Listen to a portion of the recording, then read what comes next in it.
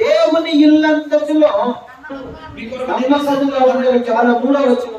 ప్రతి ఇల్లులో ఎవడైనా ఒకరి చేత కట్టబడి దేవుని సమస్తమును పొందుకునేవాడుగా ప్రతి ఇల్లును అని రాయబడి ఉంది. ఈరోజు మీకు 2 రకాల ఇల్లు గురించి మీకు నేను తెలియజేస్తాను. ఒకటి మానవ నివాసం ఉండే ఇల్లు, రెండవది దేవుడి నివాసం ఉండే ఇల్లు. మానవ నివాసం ఉండే ఇల్లు ఎలా ఉండాలి, దేవుడి నివాసం ఉండే ఇల్లు ఎలా ఉండాలి రాజును మనం తెలుసుకుందాం. ఈ దేవుని సంగమా దేవుడు మాట్లాడుతూ అంటున్నాడు కదా, ఏమంటున్నాడంటే లేక పౌలు మహాశయుడు అంటున్నాడు, ప్రతి ఇల్లును ఎవడైనా ఉండడం చేత సమస్తమును కట్టినవాడు ఆయన దేవుడే. ఇలాగా ఆయన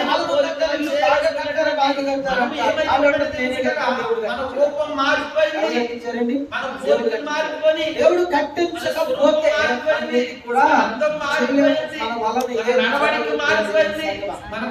చేయగలని ఎంతో తప్పన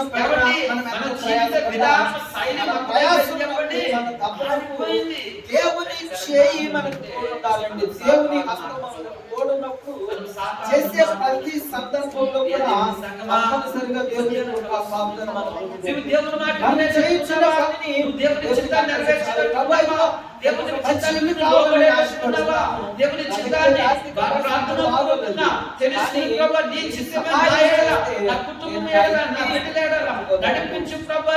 నీవు సహాయం చేయమని దేవుని అడగాలి.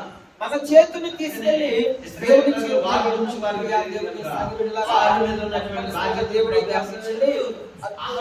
ఆయన అద్భుతాలు చేసే దేవుడు అండి.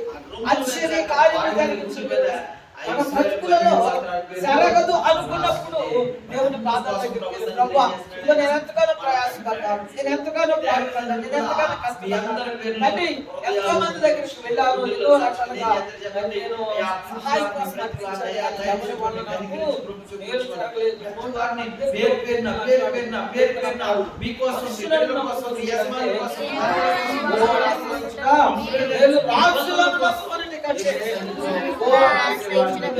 దేవుని ఆశ్రయించినప్పుడు, దేవుని మనుషులుగా చూసినప్పుడు